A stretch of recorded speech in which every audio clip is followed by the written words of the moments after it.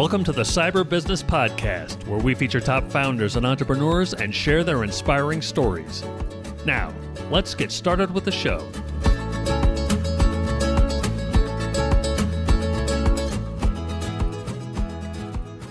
Matthew Connor here, host of the Cyber Business Podcast. Today, we're joined by Shannon Brewster, CISO at YipitData. Shannon, welcome to the show. Thanks, Matt. Well, thank you. Glad to be here. Great to have you. Before we get too far in, a quick word from our sponsors. Hackers are getting smarter. Is your security keeping up? CyberLink sells industry-leading AI-powered cybersecurity solutions that detect threats in real time. So you know about an attack before the damage is done, not after. Learn more at cyberlinks.com. That's cyberlynx.com. And now back to our show. Shannon, for those who aren't familiar, can you tell us about YipitData and your role there as CISO? Sure. YipitData is a market research firm, essentially. So they are really poised to leverage a lot of different data assets to provide some keen insights into real-time analytics for monitoring company performance. So it's pretty cutting edge in terms of the signals that we can provide. Anyone interested in competitive analytics or just how companies are performing how their sales are doing. They've got a few different products out there, one called Spendhound, which helps IT professionals track their IT spend, do benchmarking against what others are paying for those SaaS platforms, helps them with their contract management, renegotiation, renewal cycle, those types of things. But I am CISO as of about December of 2025. So fresh in the door, joined about 3.5, 4 months ago. And I'm also responsible for the enterprise IT organization. Very cool. Yeah, I mean, it's really kind of fascinating, that whole data side of things there, right? Kind of market research, but also, internal. And I think that's a really cool, kind of competitive advantage to be able to help a company with their SaaS negotiations. I mean, that's got to pay for itself like that and be a no-brainer, at least on the sales side. And I know you just started, so I'm not going to try to make you pitch it and sell it, but I mean, that's pretty cool, right?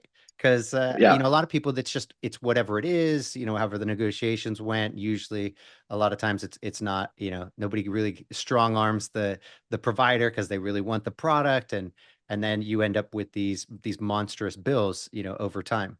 So a lot of them tend to auto renew. So being able to stay on top of that, create a good schedule, have automation there, but to kind of be able to understand as you're going into that renewal, like this is what we typically see of an enterprise your size, being able to negotiate, et cetera. You're in a better position to control costs. Yeah, no, super cool. And now, obviously in today's day and age, the topic du jour is AI, and you guys are in a really cool space where I have to wonder, is AI kind of powering what, the analytics there? It would seem ripe for it. Or kind of was YipitData, did you have a model built out long before that? And is it mostly like machine learning, not so much the LLM side of AI? I think you're seeing opportunities all across the spectrum with AI, especially with a company with data. The ability to truly understand all of the data that you have, and when you're in the data business, being able to ensure that you're getting the most value out of all of the data. And AI really kind of unlocks a lot of that potential in ways that wouldn't be possible in the past. You move from more of a manual, human-driven process to be able to operate at a scale that was never possible before. So we're seeing tons of opportunity in that space. And I think every organization really has to think really thoughtfully about this. And I came back from RSA this year, just a lot more charged up over it. Some of the, I think, insights are just how quickly things are moving.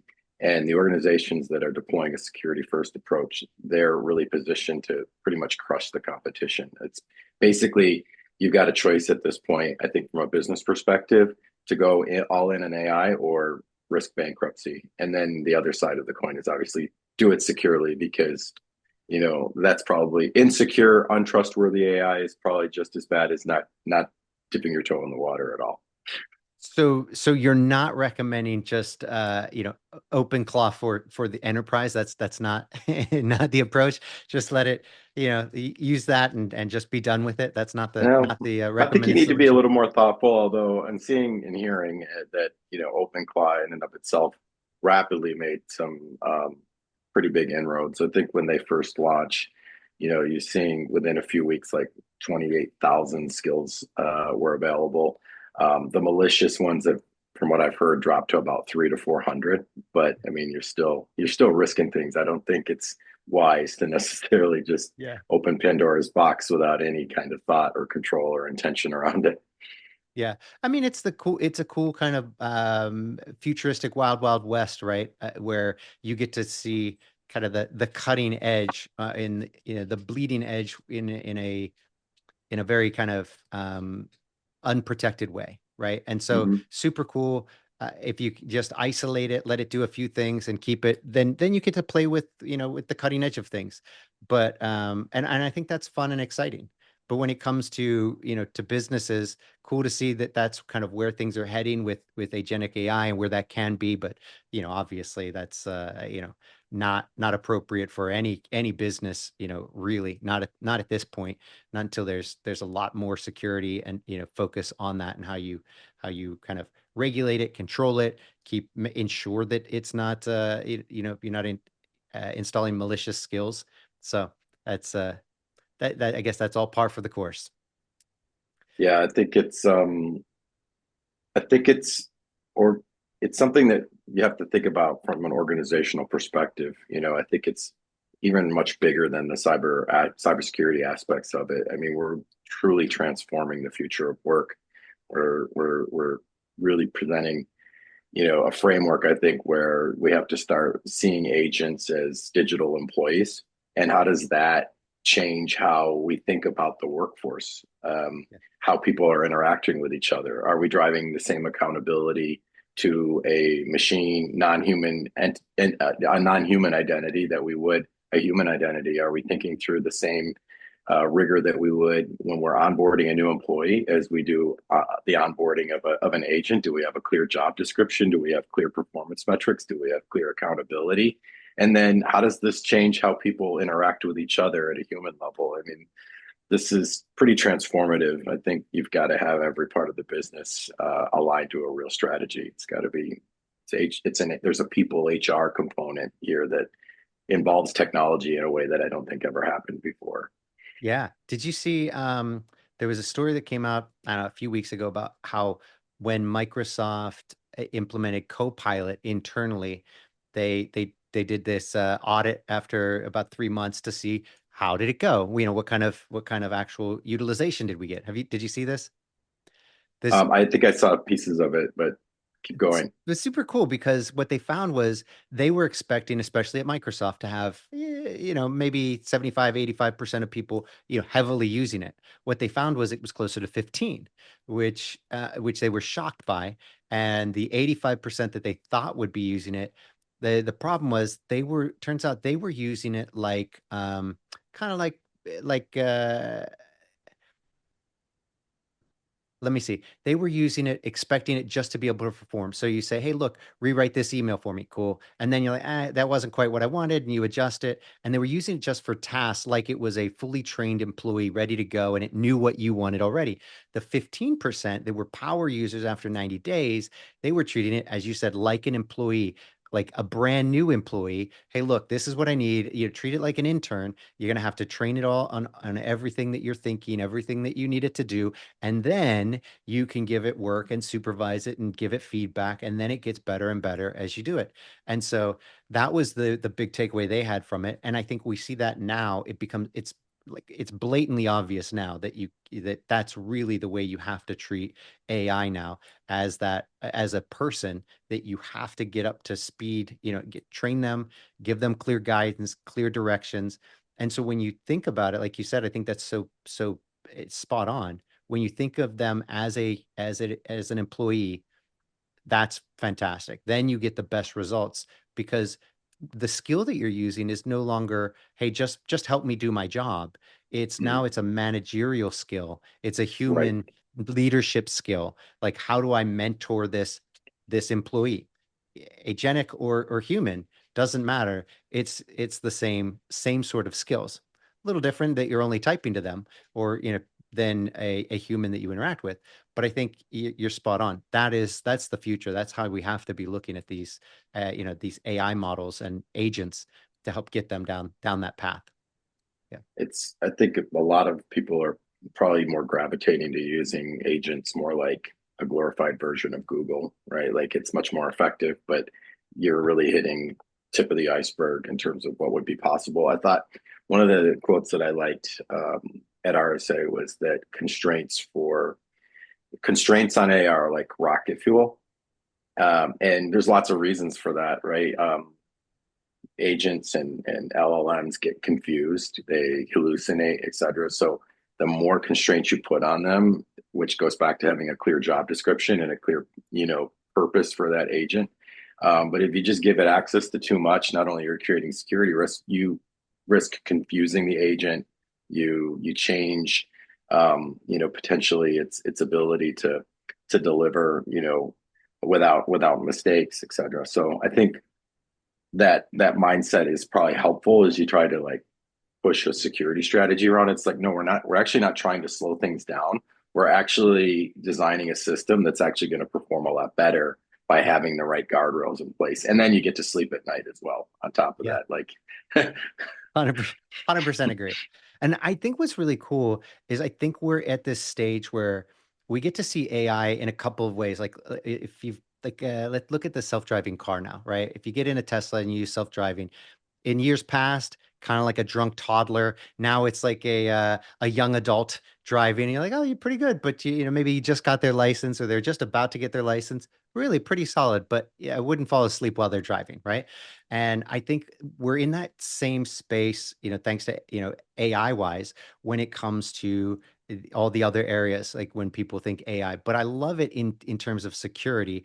I think this is where it's getting really fascinating. We see products like Darktrace and Abnormal, like let's just say for on the email side, you see really cool things. And I think it helps us see the future of what can be with AI, taking that kind of off the plate of the end user. Like right now, it's so important that we train the end user on how to spot social engineering and how to mhm, spot phishing email, right?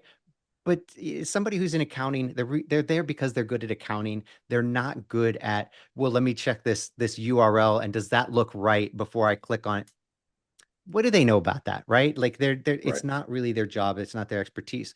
But now you see it in things like this, like I said, like Darktrace email, where it can see that URL, check it to see how old it is, look at this and be like, this is not right. I'm just going to move this out of your inbox and put this away because that doesn't add up, right?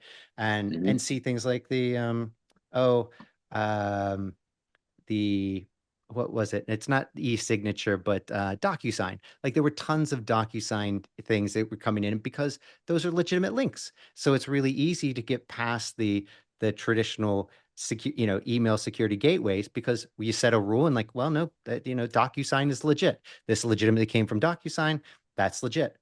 So it's tough I think it's one of these taking a knife to a gunfight type deals where you can't use the old tools to fight the new fight. We have to start implementing AI on that side, of things on the security side because the bad guys are using AI. Not only are their Right. emails getting better, but they're starting to use agentic AI to start, yeah, exploiting very quickly, right? So their attacks are now agent powered and pretty fast. So I think that's really exciting. And I'm kind of curious, from your perspective, right? Because you guys deal with a lot of data and you're dealing with AI, you're dealing with the having to secure all of that. Where do you stand on that? Like the future of security and as it pertains to AI?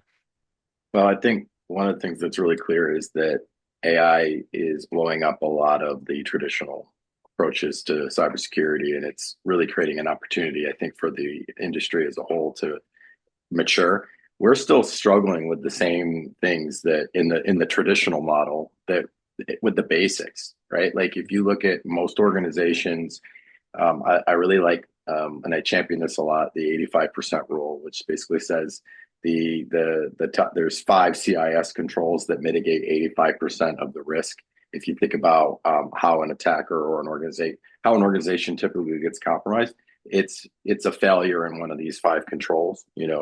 So having a good inventory of all of your hardware and software, having vulnerability management, privileged accounts, and account management. Those are basic things, and that in the traditional world is still really hard to get done.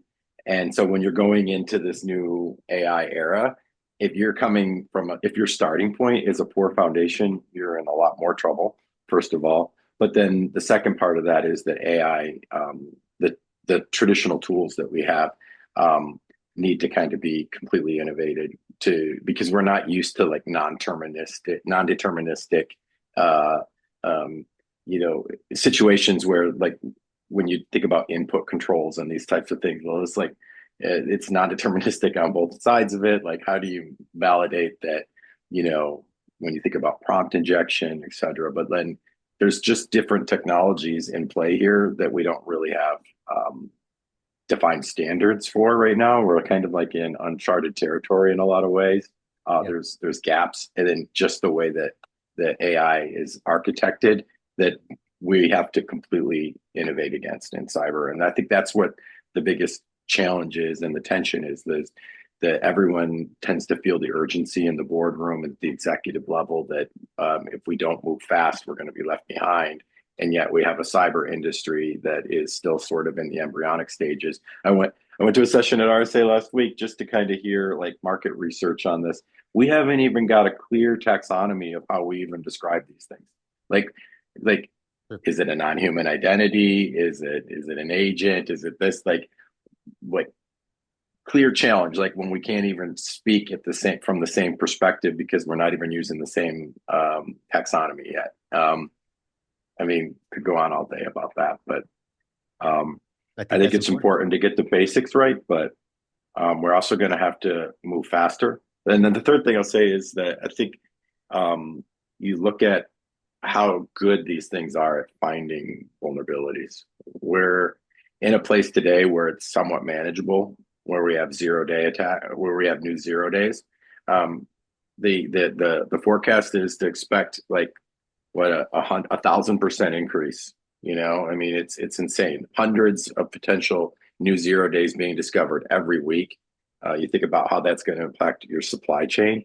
So security teams could literally be stuck in like full incident response mode. Even if you do all the things right, your supply chain, if they're not doing things right, you're going to be getting emails saying, "Oh, we were compromised for this," et cetera. So, and be prepared for an onslaught from that perspective as well.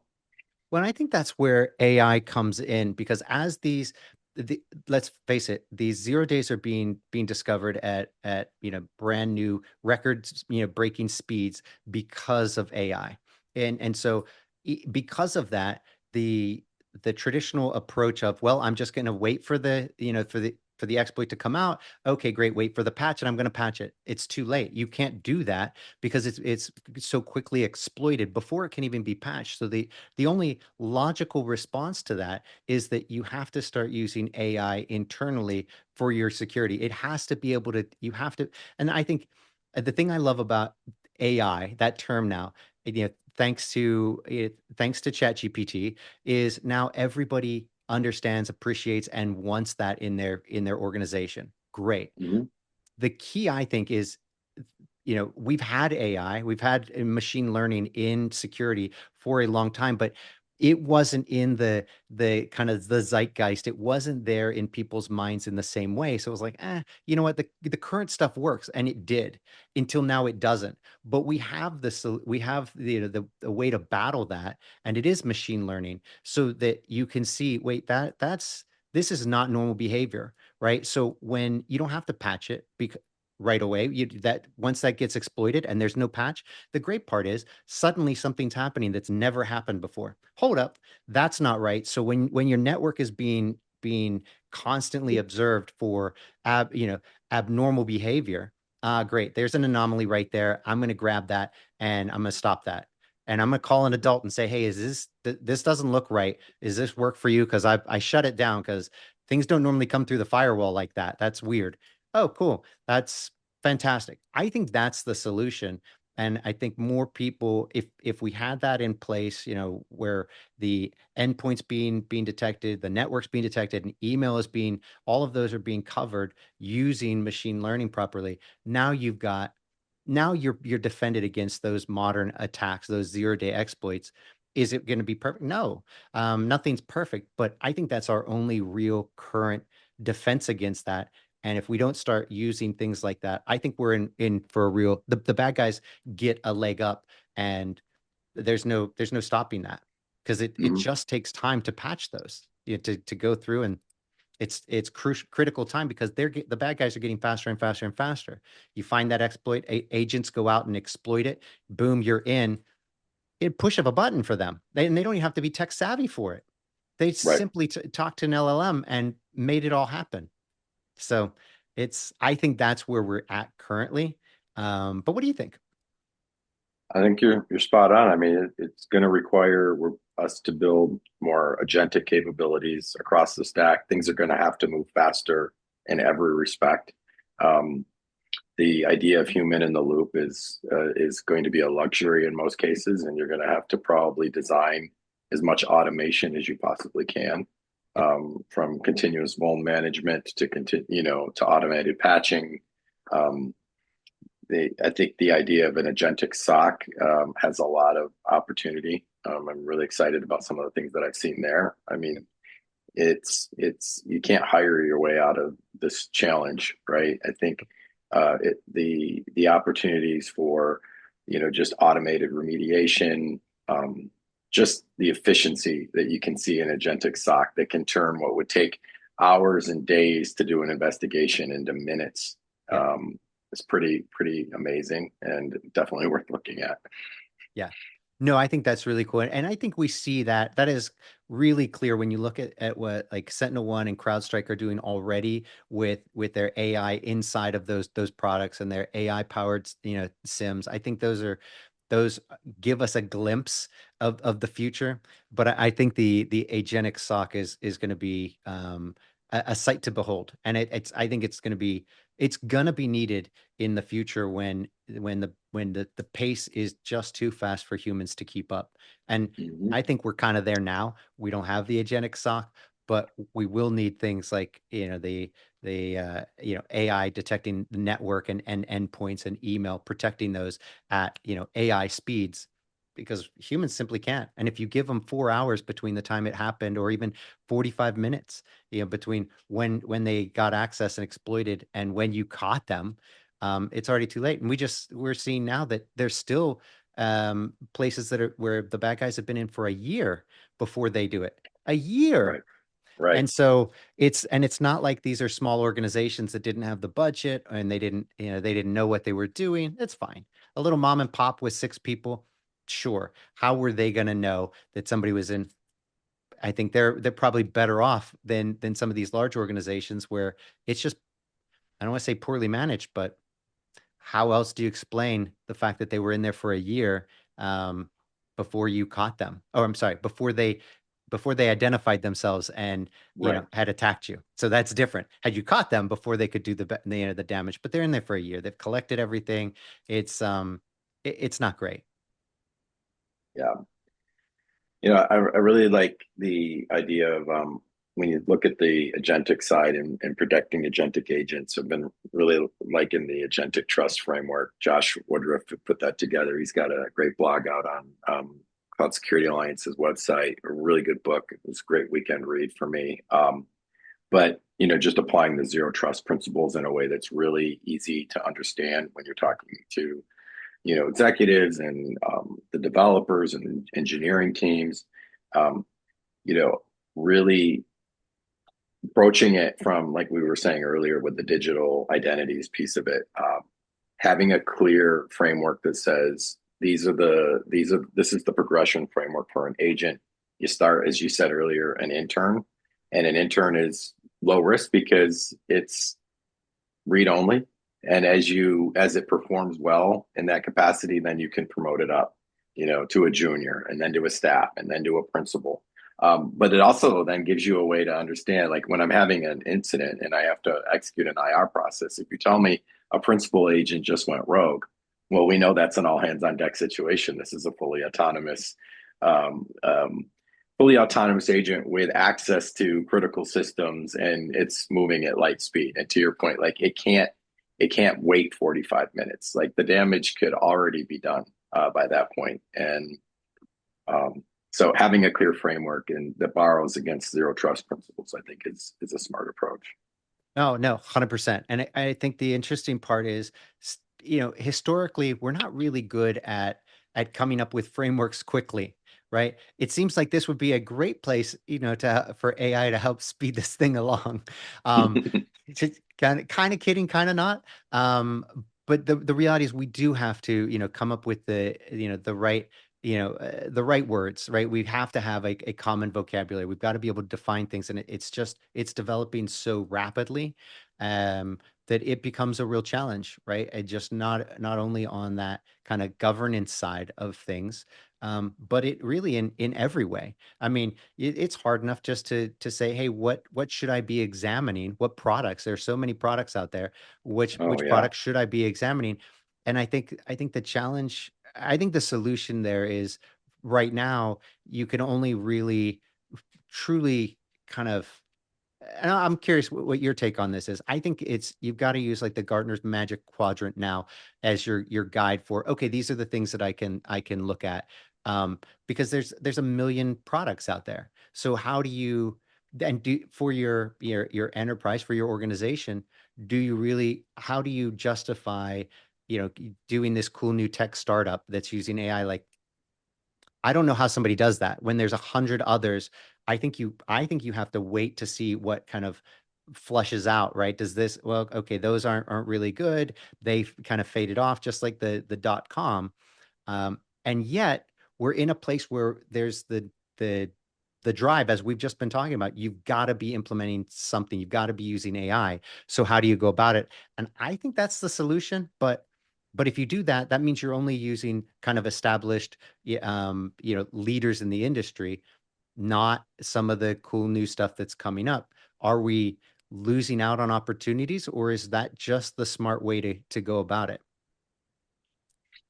Yeah, it's a challenge because there's only so much time in the day, right? And when you're running a program, there's only so many hours that you can spend looking at potential new solutions. So I think there's a lot of value in leaning on like the Gartners that do this for a living, and they've got um, the ability to have clear benchmarking on what's working, what's not, what's having good uptake. There's flaws in that system as well, but because it does kind of make it very difficult for a new entrant, into the space to get um, um, recognized on the Magic Quadrant. You've got a Yeah. lot of work to do before you would even qualify to be there, but you might have a great product. I know some folks really spend a lot of time, in that capacity on tech advisory boards and trying to help move those types of solutions forward. I think depending on knowing where you are, right? Like even you could have a Gartner Magic Quadrant, you know, vendor in your ecosystem. They come out with a new AI product. It probably makes sense to start there, but you have to be also very cognizant of your architecture and where the gaps might be, because their solution may not give you the full visibility that you're looking for, right? Yeah. Um, there's a lot under the hood there. Does it plug into a browser extension? Um, is it an agent on your machine? There's still potential blind spots. So you have to ask a lot of good questions. I Yeah. mean, there's every vendor out there is saying they've got an AI solution right now, which is part of the challenge. Well, it is, and I don't think, it's interesting because while I'm a big fan of things like Claude, and I love co-work. I think that's a really good kind of solution for where we're at now, with enough kind of security guardrails. You've got enough data governance there. I think that's the right solution for now. I love where things like where OpenClaw is, and kind of what it is, but at the same time, it's not something you can just haphazardly install on your computer and run with. It requires a whole lot of thought. and preparation, and you really have to dig in a lot deeper than I think most people are into the skills to make sure that they're safe. And when you're on that cutting edge of technology, the appeal is the speed, right? So you can just quickly get that up and going. It's not as much fun to then stop and spend hours going through each skill before you enable it. And it's like, well, let's just try it out, right? It's so much more fun. Um, but I think that's it. To your point, there's so much cool new technology, but and while LLMs are great, I'm not I'm not sure they're really we're quite there with the integration into security on the LLM side, because we haven't really figured out how do we stop the prompt injections, right? That in and of itself, you can't just take let's go back to email. You can't take a security, gateway and just slap on an LLM and be like, look, it's AI powered now. Sure, it is, and that people are doing that. But now it's also, how do you prevent prompt injections? Like, how do you stop that? It's reading the stuff. We don't have a great solution for it, unless in the last few minutes somebody has come up with that solution, which is always possible, right? That's how fast Hmm. things are changing. So I love the whole machine learning to get us to that point. I think ultimately, as the hardware continues to get more and more powerful on the desktop, I think we're moving from cloud back down to to the edge. You're going to have it on your devices, and it'll reside there. It'll be able to think there, keep your data there, everything, and act very quickly there. And then that'll be really cool when your LLM powered whatever is so efficient that it runs on your iPhone, it's running on your desktop, it's running on your laptop, all there. Super cool. And it truly understands what's happening when that anomalous thing happens. It's like, that's weird. I see exactly where that is, and it can figure it out. Right now, we don't have that. So I think that it is that machine learning now, for on the security side, that helps get us there. But I'm super excited about when and how the LLMs really get in there, because that's when it's going to be cool, when the agents can get in there and really start working. But I think we're limited right now on just with the capacity of the LLMs and the capacity of the hardware and where it resides. I, I think it's coming. Obviously, everything's coming in the near future. But right now, I think probably the next year or so, I don't think we're going to be there. But it's exciting stuff. Yeah. I think, and it comes down to, knowing your own environment. And I think asking yourself your confidence level and your ability to build a segmentation, because you got the proper data governance to know where the data is that you're trying to compartmentalize access from this agent, because that's how you would contain the blast radius if anything went awry, right? And Yeah. so if you don't feel very confident that I know exactly what this thing has access to, I would be very careful before I gave it any type of data entitlements, because you're likely going to create some downstream impacts you weren't expecting. Yep. No, for sure. And then even at that, like when you go to these large LLMs, and how do you know that your data is actually yours? Even though you've paid for it and they've said it's compartmentalized and it's just yours. Can they prove that? Is there a clear, like, oh no, here is definitely how we know that? H- Are we take? I'm pretty sure we're just taking them on their word, right? Is there a It's a way, leap of faith. I right? mean, that what it largely controlled contractually, more than likely, um, but it also has its own impacts, right? Because if you end up having to call on a contract, the damage is already done at that point. Yeah.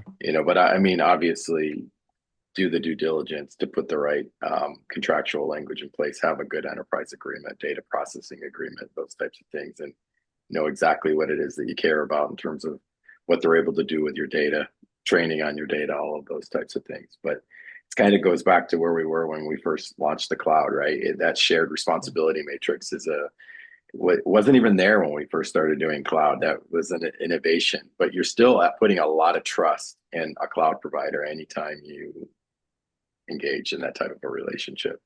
Yeah.